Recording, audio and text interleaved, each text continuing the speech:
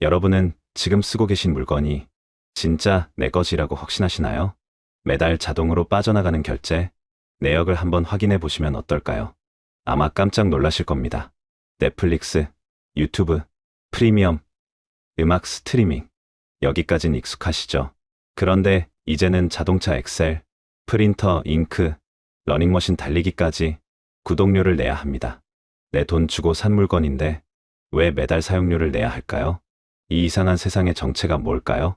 오늘 영상에서는 4가지 이야기를 다뤄보겠습니다. 첫 번째, 구독 경제가 어떻게 우리 일상을 점령했는지. 두 번째, 기업들이 왜 목숨 걸고 구독 모델을 밀어붙이는지. 세 번째, 자동차부터 프린터까지 하드웨어가 어떻게 인질이 되었는지. 네 번째, 우리는 이 구독 지옥에서 어떻게 탈출할 수 있는지. 영상 끝까지 보시면 여러분의 통장에서 조용히 새어나가는 돈의 정체를 정확히 알게 되실 겁니다. 본격적인 분석에 들어가기 전에 아직 구독 안 하신 분들은 지금 구독 버튼 눌러주시면 감사하겠습니다. 이런 경제 이야기 꾸준히 전해드리고 있습니다. 30대 직장인 박대리의 하루를 한번 따라가 볼까요? 아침에 눈을 뜨면 매달 구독료를 내는 스마트 매트리스가 수면의 질을 분석해줍니다. 욕실로 가면 전기 배송된 칫솔과 면도날이 기다리고 있죠. 출근길에는 월정액 공유 킥보드를 타고 지하철에서는 음원, 스트리밍으로 음악을 듣습니다. 여기까진 괜찮아 보이죠? 문제는 주말에 터졌습니다. 박대리가 큰맘 먹고 장기 렌트한 전기차에 엑셀을 밟았습니다. 그런데 차가 군뱅이처럼 느릿느릿 움직입니다. 계기판을 보니 이런 메시지가 떠 있었습니다. 연간 가속도 구독 패키지가 만료되었습니다. 결제하시겠습니까?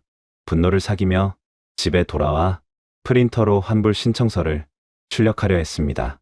그런데 프린터가 멈췄습니다. 잉크는 가득 차 있는데 말이죠. 화면에는 월간 인쇄 매수 한도 초과, 구독 플랜을 업그레이드 하세요라는 메시지가 깜빡이고 있었습니다. 저녁에 스트레스를 풀려고 맥주 한잔 하려는데 매달 배송받던 전통주 구독 박스가 현관 앞에 쌓여 있습니다. 해지하려고 앱을 켰지만 해지 버튼은 미로처럼 숨겨져 있어서 30분을 헤매다 포기했습니다. 통장을 확인한 박대리는 절망했습니다. 월급은 들어오자마자 수십 개의 구독료로 빠져나갔고 남은 건 청구서뿐이었습니다. 소유한 건 아무것도 없는데 매달 나가는 돈은 월세보다 많습니다. 박대리는 문득 이런 생각이 들었습니다. 나는 스마트한 소비자인가? 아니면 디지털 소장농인가? 이건 단순한 픽션이 아닙니다. 2025년을 살아가는 우리 모두의 이야기입니다. 숫자로 한번 확인해 볼까요? 2024년 기준 한국 소비자는 구독 서비스에 연간 약 50만 원을 지출합니다. 1인당 평균 3.4개의 구독 서비스를 이용하고 있죠. 그런데 이건 넷플릭스, 멜론 같은 디지털 구독만 계산한 겁니다. 가전 렌털, 자동차 구독, 정수기, 공기청정기까지 합치면 어떻게 될까요? 서울에서 월세 살면서 1시간 출근하는 직장인의 경우 숨만 쉬어도 나가는 고정비가 월 227만 원에 달한다는 조사 결과가 있습니다. 월급 300만 원 받으면 73만 원으로 한 달을 살아야 한다는 뜻이죠. 문제는 이 고정비의 상당 부분이 구독료라는 겁니다. 월 4,900원이면 커피 한 잔 값이에요. 이런 마케팅 문구 많이 보셨죠? 심리적 방어선을 무너뜨리는 전형적인 수법입니다. 그런데 이런 소액 결제가 10개, 20개 모이면 어떻게 될까요? 거대한 고정비 폭탄이 됩니다. 더 무서운 건 뭘까요? 이 돈이 자산으로 쌓이지 않는다는 겁니다. 5년 동안 할부로 산 차는 5년 뒤에 내 차가 됩니다. 중고로 팔아서 현금을 회수할 수 있죠. 그런데 5년 동안 구독한 차는요? 반납해야 합니다. 10년 동안 멜론에 돈을 냈어도 해지하는 순간 내 손에 남는 음원은 0개입니다. 소비자는 평생 돈을 지불하지만 자산은 영원으로 수렴합니다. 이게 바로 소유가 사라진 시대의 가난입니다. 소득은 흐르지만 자산으로 쌓이지 않고 전부 기업으로 흘러 들어갑니다. 여기서 잠깐 정리하고 갈게요. 지금까지 구독 경제가 우리 일상을 어떻게 잠식했는지, 그리고 그 결과 우리 가게가 어떤 상황에 놓였는지 살펴봤습니다. 그런데 진짜 문제는 지금부터입니다. 기업들은 왜 이렇게까지 구독에 목숨을 거는 걸까요? 첫 번째 원인은 자본시장의 논리입니다. 바로 ARR, 연간 반복 매출이라는 개념이죠. 투자자들은 기업 가치를 평가할 때 일회성 판매보다 반복 매출을 창출하는 기업에 3배에서 10배 높은 밸류에이션을 부여합니다. 이게 무슨 뜻일까요? 쉽게 비유해 볼게요. 여러분이 떡볶이 장사를 한다고 생각해 보시면 됩니다. 손님이 올 때마다 떡볶이를 팔면 매출이 들쑥날쑥하죠. 이번 달에 100만 원 벌었다고 다음 달에도 100만 원 번다는 보장이 없습니다. 그런데 월정액 구독제로 바꾸면 어떨까요? 1000명이 월 1만 원씩 내면 매달 1000만 원이 예측 가능하게 들어옵니다. 투자자 입장에서는 리스크가 확 줄어드는 거죠. 실제로 어도비가 포토샵을 패키지 판매에서 구독 모델로 전환했을 때 무슨 일이 벌어졌는지 아시나요? 매출은 일시적으로 줄었습니다. 그런데 주가는 폭등했습니다. 왜냐고요? 예측 가능한 현금 흐름이 리스크를 낮추기 때문입니다. 그래서 기업들이 욕을 먹으면서도 구독 모델을 강행하는 겁니다. 구독은 단순한 결제 방식이 아니라 기업 가치를 부풀리는 마법의 지팡이인 셈이죠. 여기서 핵심 비유 하나 기억해 두시면 좋겠습니다. 저는 이걸 디지털 소작농 경제라고 부릅니다. 조선시대 소작농은 땅을 빌려서 농사를 지었죠. 아무리 열심히 일해도 땅은 영원히 지주의 것이었습니다. 수확의 대부분은 지주에게 갔고 소작농에겐 겨우 먹고 살 만큼만 남았습니다. 지금 구독 경제가 똑같습니다. 우리는 매달 돈을 내지만 그 돈으로 아무것도 소유하지 못합니다. 모든 건 기업이라는 디지털 지주의 것이죠. 우리는 사용 권한만 빌리는 21세기 소작농이 된 겁니다. 두 번째이자 가장 충격적인 원인은 하드웨어 기능 잠금입니다. 이건 정말 황당한 이야기입니다. 내 돈 주고 산 물건의 기능을 기업이 소프트웨어로 잠가버리고 돈을 더 내야만 풀어주는 겁니다. 메르세데스 벤츠 사례를 볼까요?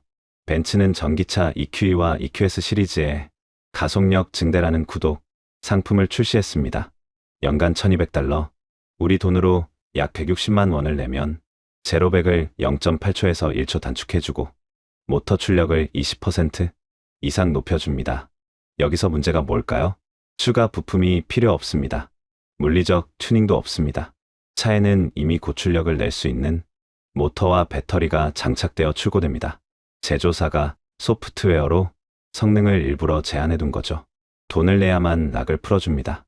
소비자는 차 값을 낼 때 이미 고성능 하드웨어 비용을 포함해서 지불했습니다. 그런데 자기 차에 100% 성능을 쓰려면 매년 160만 원을 추가로 내야 합니다. 이건 명백한 이중 과금이고 하드웨어 인질극입니다. BMW는 더 황당했습니다. 2022년에 열선 시트 기능을 월 구독으로 제공하려 했거든요. 차량의 열선 코일은 이미 다 내장되어 있습니다. 그런데 소프트웨어로 작동을 막아뒀어요. 월 $18, 우리 돈 24,000원을 내면 열선을 켜주겠다고 했습니다. 영구 사용권을 사려면 $400를 내야 했고요.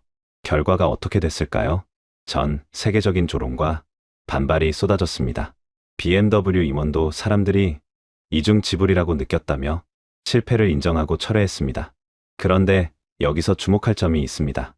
BMW는 열선 시트 구독은 철회했지만 주차 보조나 자율주행 같은 소프트웨어 기능은 여전히 구독 모델로 적합하다고 말했습니다. 눈에 보이는 하드웨어 구독은 잠시 후퇴했지만 눈에 보이지 않는 소프트웨어 구독으로 전선을 옮긴 겁니다. 테슬라는 어땠을까요? 더 대담했습니다. 테슬라는 과거 모델 S60이라는 차를 팔았습니다. 60쿨 배터리라고 표기했죠. 그런데 실제로는 75쿨 배터리가 탑재되어 있었습니다. 남은 15쿨을 소프트웨어로 잠가둔 겁니다. 나중에 업데이트를 통해 남은 용량 쓰고 싶으면 수천 달러 내라고 요구했습니다. 더 충격적인 건 중고차 거래 과정에서 발생한 사건입니다. 소프트웨어 오류로 배터리 용량이 줄어든 고객에게 원래 용량을 복구해주는 대가로 $4,500, 우리 돈 600만 원을 요구한 겁니다. 이게 무슨 뜻일까요?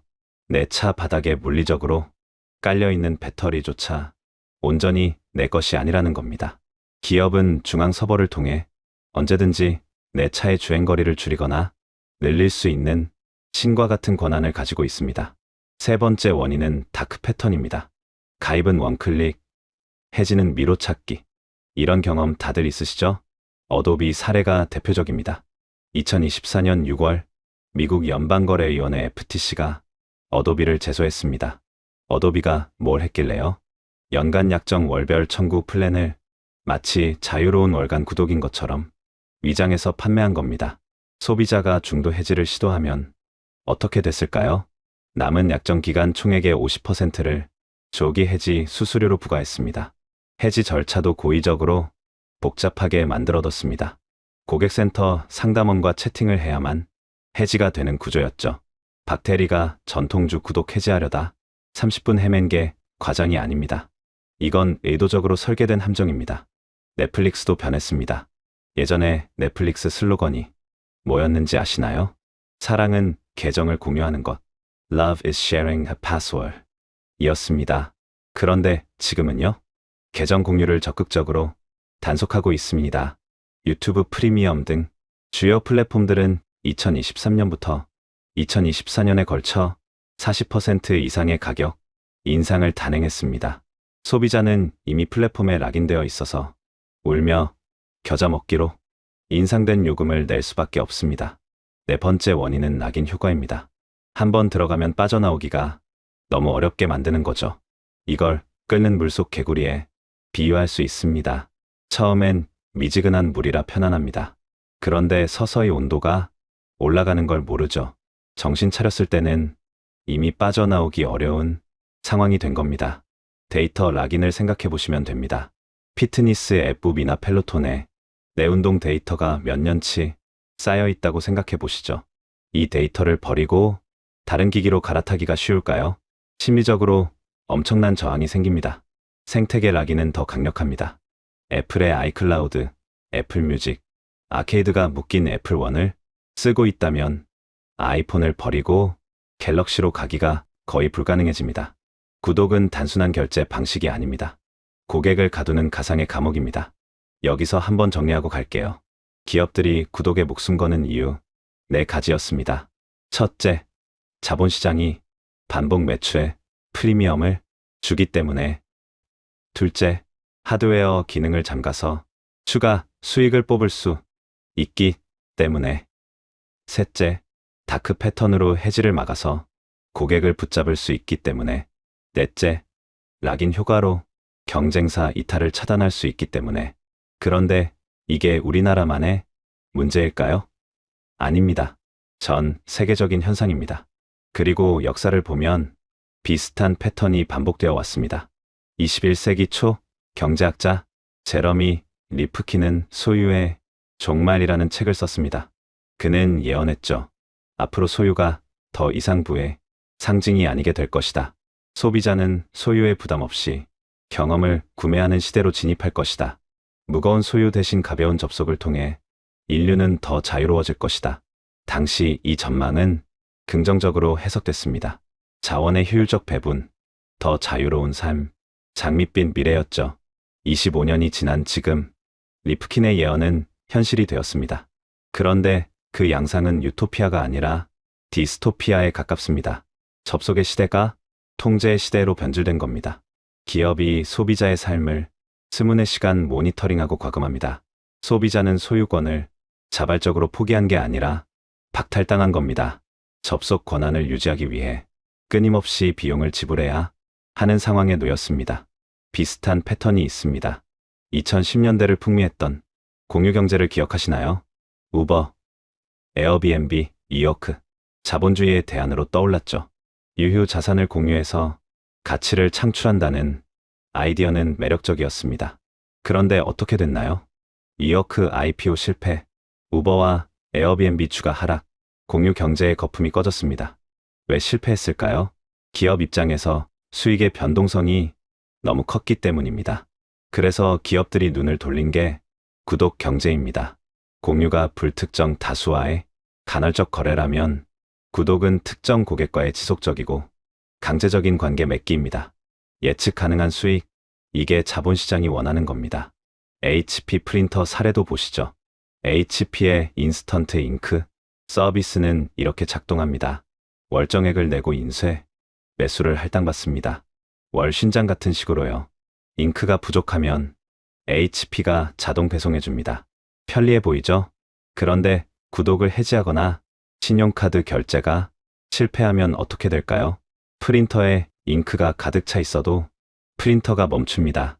프린터가 인터넷을 통해 구독 상태를 확인하고 구독이 유효하지 않으면 카트리지 사용을 차단합니다. 심지어 잉크와 상관없는 스캔 기능까지 막힌 사례가 보고됐습니다. 잉크 카트리지는 물리적으로 내 책상 위에 있습니다. 그런데 사용 권한은 HP 본사에 있습니다. 휴메인 AI 핀 사례는 더 극단적입니다. 스마트폰의 대체자를 표방하며 등장한 웨어러블 기기죠. 기기 가격이 $699, 우리 돈 93만 원이었습니다. 그런데 기기를 쓰려면 월 $24의 필수 구독료를 내야 했습니다. 구독 없이는 기본 기능조차 작동하지 않았습니다. 결과가 어떻게 됐을까요? 성능 부족과 발열 문제로 실패했습니다. 휴메인은 HP의 자산을 매각하기로 결정했고 2025년 2월 말부터 서버 지원이 중단됩니다. 서버가 닫히면 이 93만 원짜리 기기는 어떻게 될까요? 아무짝에도 쓸모없는 장식품이 됩니다. 구독형 하드웨어는 기업의 존망에 따라 소비자의 자산 가치가 영원으로 수렴할 수 있다는 걸 증명한 사례입니다. 한국은 구독 경제의 실험실입니다. 세계에서 가장 빠르고 역동적으로 구독이 확산되고 있죠. 한국 30대 직장인의 하루를 보시면 됩니다. 기상부터 취침까지 구독으로 연결되어 있습니다. 의식주를 보시죠. 의류는 런드리구 같은 비대면 세탁 구독이 있습니다.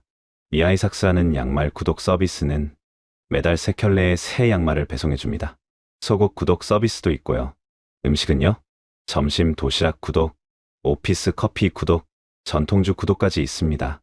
편의점 CU와 GS25 스타벅스까지 월간 구독료를 받고 할인 혜택을 주는 구독 쿠폰을 판매합니다. 주거 쪽은요?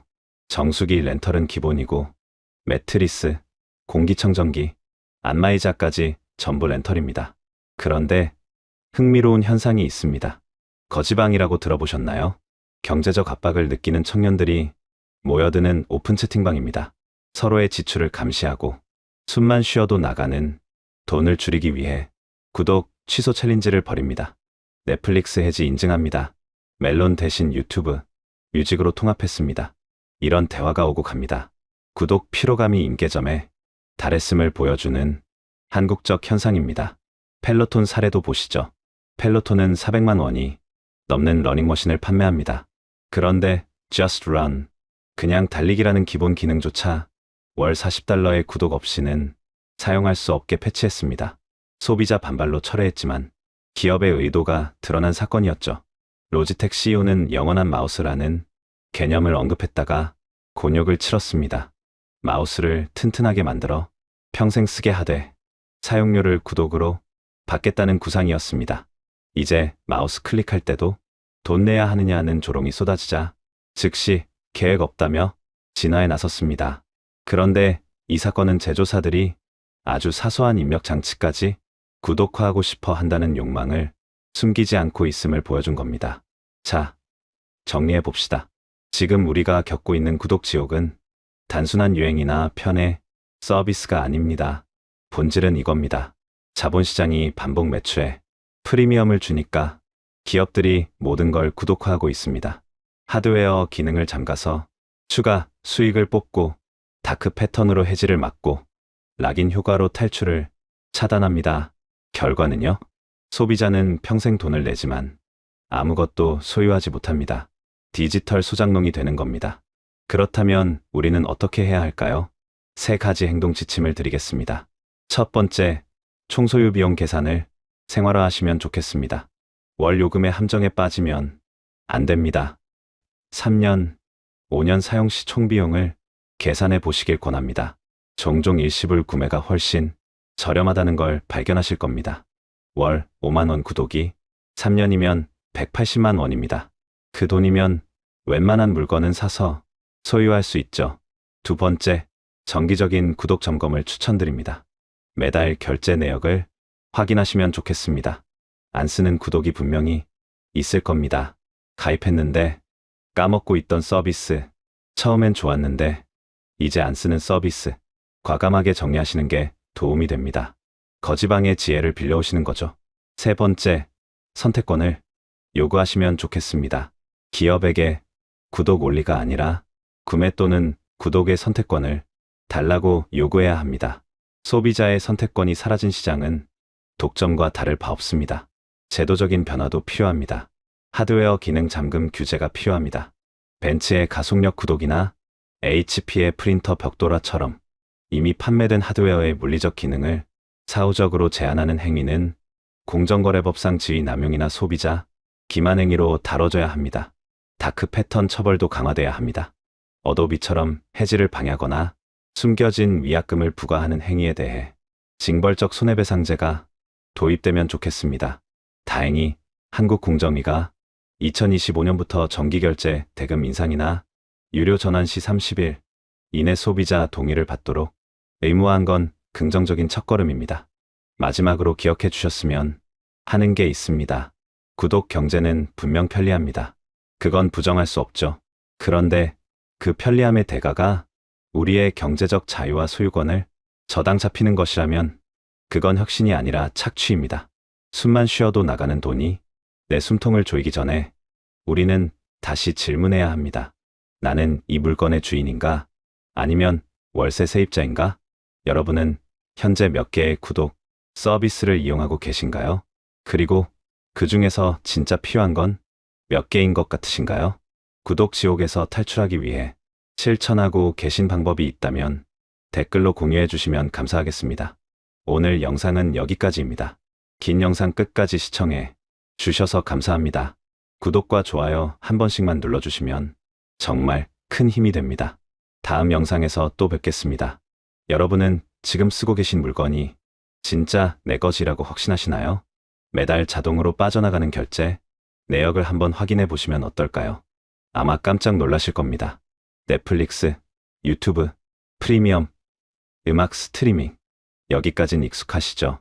그런데 이제는 자동차 엑셀, 프린터, 잉크, 러닝머신 달리기까지 구독료를 내야 합니다. 내 돈 주고 산 물건인데 왜 매달 사용료를 내야 할까요? 이 이상한 세상의 정체가 뭘까요? 오늘 영상에서는 4가지 이야기를 다뤄보겠습니다. 첫 번째, 구독 경제가 어떻게 우리 일상을 점령했는지. 두 번째, 기업들이 왜 목숨 걸고 구독 모델을 밀어붙이는지. 세 번째, 자동차부터 프린터까지 하드웨어가 어떻게 인질이 되었는지. 네 번째, 우리는 이 구독 지옥에서 어떻게 탈출할 수 있는지. 영상 끝까지 보시면 여러분의 통장에서 조용히 새어나가는 돈의 정체를 정확히 알게 되실 겁니다. 본격적인 분석에 들어가기 전에 아직 구독 안 하신 분들은 지금 구독 버튼 눌러주시면 감사하겠습니다. 이런 경제 이야기 꾸준히 전해드리고 있습니다. 30대 직장인 박대리의 하루를 한번 따라가 볼까요? 아침에 눈을 뜨면 매달 구독료를 내는 스마트 매트리스가 수면의 질을 분석해줍니다. 욕실로 가면 전기 배송된 칫솔과 면도날이 기다리고 있죠.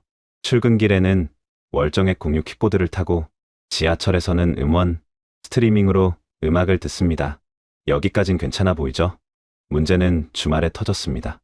박대리가 큰맘 먹고 장기 렌트한 전기차에 엑셀을 밟았습니다. 그런데 차가 군뱅이처럼 느릿느릿 움직입니다. 계기판을 보니 이런 메시지가 떠 있었습니다. 연간 가속도 구독 패키지가 만료되었습니다. 결제하시겠습니까? 분노를 사기며 집에 돌아와 프린터로 환불 신청서를 출력하려 했습니다. 그런데 프린터가 멈췄습니다. 잉크는 가득 차 있는데 말이죠. 화면에는 월간 인쇄 매수한도 초과, 구독 플랜을 업그레이드 하세요라는 메시지가 깜빡이고 있었습니다. 저녁에 스트레스를 풀려고 맥주 한잔 하려는데 매달 배송받던 전통주 구독 박스가 현관 앞에 쌓여 있습니다. 해지하려고 앱을 켰지만 해지 버튼은 미로처럼 숨겨져 있어서 30분을 헤매다 포기했습니다. 통장을 확인한 박대리는 절망했습니다.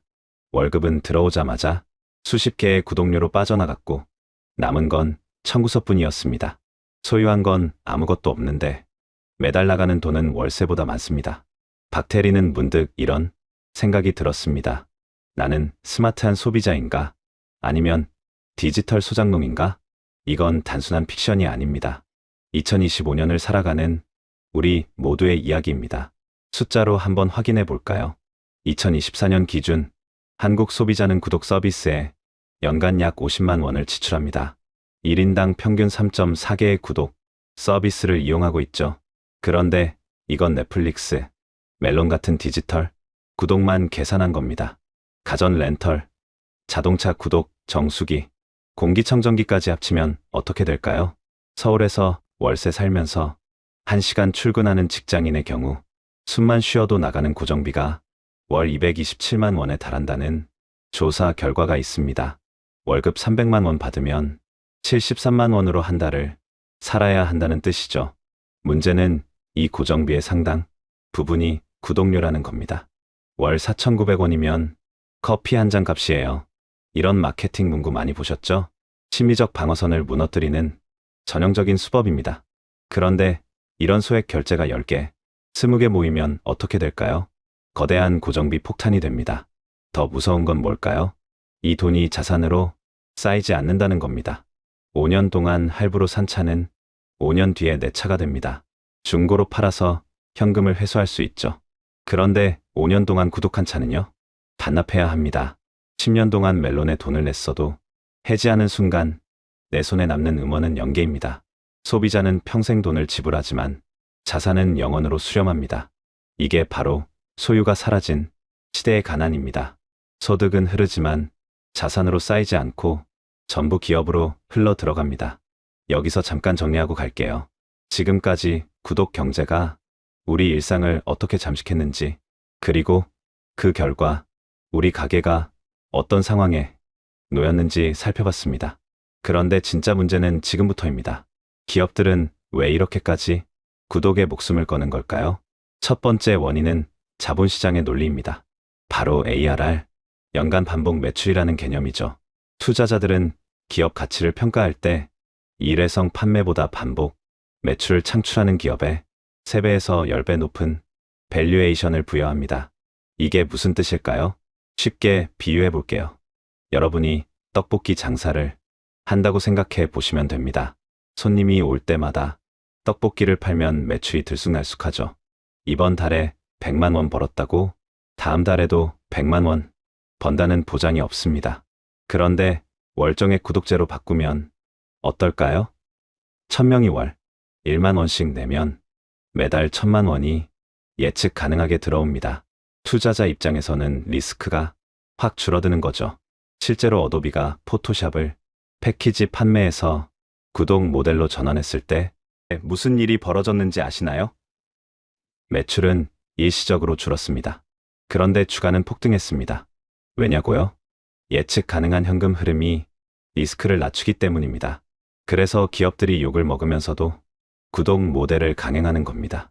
구독은 단순한 결제 방식이 아니라 기업 가치를 부풀리는 마법의 지팡이인 셈이죠. 여기서 핵심 비유 하나 기억해 두시면 좋겠습니다. 저는 이걸 디지털 소장농 경제라고 부릅니다. 조선시대 소장농은 땅을 빌려서 농사를 지었죠. 아무리 열심히 일해도 땅은 영원히 지주의 것이었습니다. 수확의 대부분은 지주에게 갔고 소장농에겐 겨우 먹고 살 만큼만 남았습니다. 지금 구독 경제가 똑같습니다. 우리는 매달 돈을 내지만 그 돈으로 아무것도 소유하지 못합니다. 모든 건 기업이라는 디지털 지주의 것이죠. 우리는 사용 권한만 빌리는 21세기 소장농이 된 겁니다. 두 번째이자 가장 충격적인 원인은 하드웨어 기능 잠금입니다. 이건 정말 황당한 이야기입니다. 내 돈 주고 산 물건의 기능을 기업이 소프트웨어로 잠가버리고 돈을 더 내야만 풀어주는 겁니다. 메르세데스 벤츠 사례를 볼까요? 벤츠는 전기차 EQE와 EQS 시리즈에 가속력 증대라는 구독 상품을 출시했습니다. 연간 $1200, 우리 돈으로 약 160만 원을 내면 제로백을 0.8초에서 1초 단축해주고 모터 출력을 20%, 이상 높여줍니다. 여기서 문제가 뭘까요? 추가 부품이 필요 없습니다. 물리적 튜닝도 없습니다. 차에는 이미 고출력을 낼 수 있는 모터와 배터리가 장착되어 출고됩니다. 제조사가 소프트웨어로 성능을 일부러 제한해둔 거죠. 돈을 내야만 락을 풀어줍니다. 소비자는 차값을 낼 때 이미 고성능 하드웨어 비용을 포함해서 지불했습니다. 그런데 자기 차에 100% 성능을 쓰려면 매년 160만 원을 추가로 내야 합니다. 이건 명백한 이중 과금이고 하드웨어 인질극입니다. BMW는 더 황당했습니다. 2022년에 열선 시트 기능을 월 구독으로 제공하려 했거든요. 차량의 열선 코일은 이미 다 내장되어 있습니다. 그런데 소프트웨어로 작동을 막아뒀어요. 월 18달러, 우리 돈 24,000원을 내면 열선을 켜주겠다고 했습니다. 연구 사용권을 사려면 400달러를 내야 했고요. 결과가 어떻게 됐을까요? 전 세계적인 조롱과 반발이 쏟아졌습니다. BMW 임원도 사람들이 이중 지불이라고 느꼈다며 실패를 인정하고 철회했습니다. 그런데 여기서 주목할 점이 있습니다. BMW는 열선 시트 구독은 철회했지만 주차 보조나 자율주행 같은 소프트웨어 기능은 여전히 구독 모델로 적합하다고 말했습니다. 눈에 보이는 하드웨어, 구독은 잠시 후퇴했지만 눈에 보이지 않는 소프트웨어, 구독으로 전선을 옮긴 겁니다. 테슬라는 어땠을까요? 더 대담했습니다. 테슬라는 과거 모델 S60이라는 차를 팔았습니다. 69의 배터리라고 표기했죠. 그런데 실제로는 75구 배터리가 탑재되어 있었습니다. 남은 15구를 소프트웨어로 잠가둔 겁니다. 나중에 업데이트를 통해 남은 용량 쓰고 싶으면 수천 달러 내라고 요구했습니다. 더 충격적인 건 중고차 거래 과정에서 발생한 사건입니다. 소프트웨어 오류로 배터리 용량이 줄어든 고객에게 원래 용량을 복구해주는 대가로 4,500달러, 우리 돈 600만 원을 요구한 겁니다. 이게 무슨 뜻일까요? 내 차 바닥에 물리적으로 깔려있는 배터리조차 온전히 내 것이 아니라는 겁니다. 기업은 중앙서버를 통해 언제든지 내 차의 주행거리를 줄이거나 늘릴 수 있는 신과 같은 권한을 가지고 있습니다. 세 번째 원인은 다크 패턴입니다. 가입은 원클릭, 해지는 미로 찾기. 이런 경험 다들 있으시죠? 어도비 사례가 대표적입니다. 2024년 6월 미국 연방거래위원회 FTC가 어도비를 제소했습니다. 어도비가 뭘 했길래요? 연간 약정 월별 청구 플랜을 마치 자유로운 월간 구독인 것처럼 위장해서 판매한 겁니다. 소비자가 중도 해지를 시도하면 어떻게 됐을까요? 남은 약정 기간 총액의 50%를 조기 해지 수수료로 부과했습니다. 해지 절차도 고의적으로 복잡하게 만들어뒀습니다. 고객센터 상담원과 채팅을 해야만 해지가 되는 구조였죠. 박대리가 전통주 구독 해지하려다 30분 헤맨 게 과장이 아닙니다. 이건 의도적으로 설계된 함정입니다. 넷플릭스도 변했습니다. 예전에 넷플릭스 슬로건이 뭐였는지 아시나요? 사랑은 계정을 공유하는 것. Love is sharing a password. 이었습니다. 그런데 지금은요? 계정 공유를 적극적으로 단속하고 있습니다. 유튜브 프리미엄 등 주요 플랫폼들은 2023년부터 2024년에 걸쳐 40% 이상의 가격 인상을 단행했습니다. 소비자는 이미 플랫폼에 락인되어 있어서 울며 겨자 먹기로 인상된 요금을 낼 수밖에 없습니다. 네 번째 원인은 락인 휴가입니다. 한번 들어가면 빠져나오기가 너무 어렵게 만드는 거죠. 이걸 끓는 물속 개구리에 비유할 수 있습니다. 처음엔 미지근한 물이라 편안합니다. 그런데 서서히 온도가 올라가는 걸 모르죠. 정신 차렸을 때는 이미 빠져나오기 어려운 상황이 된 겁니다. 데이터 락인을 생각해 보시면 됩니다. 피트니스 앱북이나 펠로톤에 내 운동 데이터가 몇 년치 쌓여 있다고 생각해 보시죠.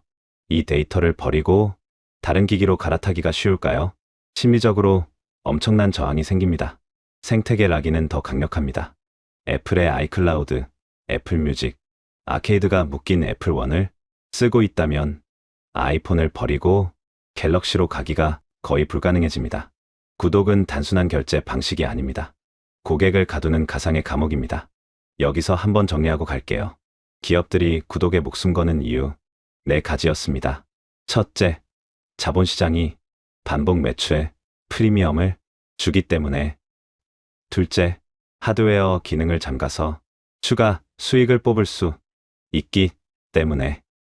셋째, 다크 패턴으로 해지를 막아서 고객을 붙잡을 수 있기 때문에.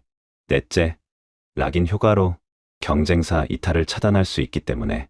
그런데 이게 우리나라만의 문제일까요? 아닙니다. 전 세계적인 현상입니다. 그리고 역사를 보면 비슷한 패턴이 반복되어 왔습니다. 21세기 초 경제학자 제러미 리프킨은 소유의 종말이라는 책을 썼습니다.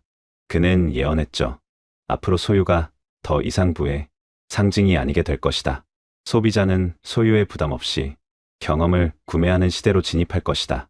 무거운 소유 대신 가벼운 접속을 통해 인류는 더 자유로워질 것이다. 당시 이 전망은 긍정적으로 해석됐습니다. 자원의 효율적 배분, 더 자유로운 삶, 장밋빛 미래였죠. 25년이 지난 지금 리프킨의 예언은 현실이 되었습니다. 그런데 그 양상은 유토피아가 아니라 디스토피아에 가깝습니다. 접속의 시대가 통제의 시대로 변질된 겁니다. 기업이 소비자의 삶을 스문의 시간 모니터링하고 과금합니다. 소비자는 소유권을 자발적으로 포기한 게 아니라 박탈당한 겁니다. 접속 권한을 유지하기 위해 끊임없이 비용을 지불해야 하는 상황에 놓였습니다. 비슷한 패턴이 있습니다. 2010년대를 풍미했던 공유경제를 기억하시나요? 우버, 에어비앤비, 이워크, 자본주의의 대안으로 떠올랐죠. 유휴 자산을 공유해서 가치를 창출한다는 아이디어는 매력적이었습니다. 그런데 어떻게 됐나요? 이워크 IPO 실패, 우버와 에어비앤비 주가 하락, 공유 경제의 거품이 꺼졌습니다. 왜 실패했을까요? 기업 입장에서 수익의 변동성이 너무 컸기 때문입니다. 그래서 기업들이 눈을 돌린 게 구독 경제입니다. 공유가 불특정 다수와의 간헐적 거래라면 구독은 특정 고객과의 지속적이고 강제적인 관계 맺기입니다. 예측 가능한 수익, 이게 자본시장이 원하는 겁니다. HP 프린터 사례도 보시죠. HP의 인스턴트 잉크 서비스는 이렇게 작동합니다. 월정액을 내고 인쇄, 매수를 할당받습니다. 월 신장 같은 식으로요. 잉크가 부족하면 HP가 자동 배송해줍니다. 편리해 보이죠? 그런데 구독을 해지하거나 신용카드 결제가 실패하면 어떻게 될까요? 프린터에 잉크가 가득 차 있어도 프린터가 멈춥니다. 프린터가 인터넷을 통해 구독 상태를 확인하고 구독이 유효하지 않으면 카트리지 사용을 차단합니다. 심지어 잉크와 상관없는 스캔 기능까지 막힌 사례가 보고됐습니다. 잉크 카트리지는 물리적으로 내 책상 위에 있습니다. 그런데 사용 권한은 HP 본사에 있습니다. 휴메인 AI 핀 사례는 더 극단적입니다. 스마트폰의 대체자를 표방하며 등장한 웨어러블 기기죠. 기기 가격이 $699, 우리 돈 93만 원이었습니다. 그런데 기기를 쓰려면 월 $24의 필수 구독료를 내야 했습니다. 구독 없이는 기본 기능조차 작동하지 않았습니다. 결과가 어떻게 됐을까요? 성능 부족과 발열 문제로 실패했습니다. 휴메인은 HP의 자산을 매각하기로 결정했고 2025년 2월 말부터 서버 지원이 중단됩니다. 서버가 닫히면 이 93만 원짜리 기기는 어떻게 될까요? 아무짝에도 쓸모없는 장식품이 됩니다. 구독형 하드웨어는 기업의 존망에 따라 소비자의 자산 가치가 영원으로 수렴할 수 있다는 걸 증명한 사례입니다. 한국은 구독 경제의 실험실입니다. 세계에서 가장 빠르고 역동적으로 구독이 확산되고 있죠. 한국 30대 직장인의 하루를 보시면 됩니다. 기상부터 취침까지 구독으로 연결되어 있습니다. 의식주를 보시죠. 의류는 런드리고 같은 비대면 세탁 구독이 있습니다. 미아이삭스라는 양말 구독 서비스는 매달 3켤레의 새 양말을 배송해줍니다. 속옷 구독 서비스도 있고요. 음식은요? 점심 도시락 구독, 오피스 커피 구독, 전통주 구독까지 있습니다. 편의점 CU와 GS25 스타벅스까지 월간 구독료를 받고 할인 혜택을 주는 구독 쿠폰을 판매합니다. 주거 쪽은요? 정수기 렌털은 기본이고 매트리스, 공기청정기, 안마의자까지 전부 렌털입니다. 그런데 흥미로운 현상이 있습니다. 거지방이라고 들어보셨나요? 경제적 압박을 느끼는 청년들이 모여드는 오픈 채팅방입니다. 서로의 지출을 감시하고 숨만 쉬어도 나가는 돈을 줄이기 위해 구독, 취소 챌린지를 벌입니다. 넷플릭스 해지 인증합니다. 멜론 대신 유튜브, 뮤직으로 통합했습니다. 이런 대화가 오고 갑니다. 구독 피로감이 임계점에 달했음을 보여주는 한국적 현상입니다. 펠로톤 사례도 보시죠. 펠로톤은 400만 원이 넘는 러닝머신을 판매합니다. 그런데 Just Run, 그냥 달리기라는 기본 기능조차 월 40달러의 구독 없이는 사용할 수 없게 패치했습니다. 소비자 반발로 철회했지만 기업의 의도가 드러난 사건이었죠. 로지텍 CEO는 영원한 마우스라는 개념을 언급했다가 곤욕을 치렀습니다. 마우스를 튼튼하게 만들어 평생 쓰게 하되 사용료를 구독으로 받겠다는 구상이었습니다. 이제 마우스 클릭할 때도 돈 내야 하느냐는 조롱이 쏟아지자 즉시 계획 없다며 진화에 나섰습니다. 그런데 이 사건은 제조사들이 아주 사소한 입력 장치까지 구독화하고 싶어 한다는 욕망을 숨기지 않고 있음을 보여준 겁니다. 자, 정리해 봅시다. 지금 우리가 겪고 있는 구독 지옥은 단순한 유행이나 편의 서비스가 아닙니다. 본질은 이겁니다. 자본시장이 반복 매출에 프리미엄을 주니까 기업들이 모든 걸 구독화하고 있습니다. 하드웨어 기능을 잠가서 추가 수익을 뽑고 다크 패턴으로 해지를 막고 락인 효과로 탈출을 차단합니다. 결과는요? 소비자는 평생 돈을 내지만 아무것도 소유하지 못합니다. 디지털 소장농이 되는 겁니다. 그렇다면 우리는 어떻게 해야 할까요? 3가지 행동 지침을 드리겠습니다. 첫 번째, 총소유 비용 계산을 생활화하시면 좋겠습니다. 월 요금의 함정에 빠지면 안 됩니다. 3년, 5년 사용 시 총비용을 계산해 보시길 권합니다. 종종 일시불 구매가 훨씬 저렴하다는 걸 발견하실 겁니다. 월 5만 원 구독이 3년이면 180만 원입니다. 그 돈이면 웬만한 물건은 사서 소유할 수 있죠. 두 번째, 정기적인 구독 점검을 추천드립니다. 매달 결제 내역을 확인하시면 좋겠습니다. 안 쓰는 구독이 분명히 있을 겁니다. 가입했는데 까먹고 있던 서비스, 처음엔 좋았는데 이제 안 쓰는 서비스, 과감하게 정리하시는 게 도움이 됩니다. 거지방의 지혜를 빌려오시는 거죠. 세 번째, 선택권을 요구하시면 좋겠습니다. 기업에게 구독 원리가 아니라 구매 또는 구독의 선택권을 달라고 요구해야 합니다. 소비자의 선택권이 사라진 시장은 독점과 다를 바 없습니다. 제도적인 변화도 필요합니다. 하드웨어 기능 잠금 규제가 필요합니다. 벤츠의 가속력 구독이나 HP의 프린터 벽돌아처럼 이미 판매된 하드웨어의 물리적 기능을 사후적으로 제한하는 행위는 공정거래법상 지위 남용이나 소비자 기만 행위로 다뤄져야 합니다. 다크 패턴 처벌도 강화돼야 합니다. 어도비처럼 해지를 방해하거나 숨겨진 위약금을 부과하는 행위에 대해 징벌적 손해배상제가 도입되면 좋겠습니다.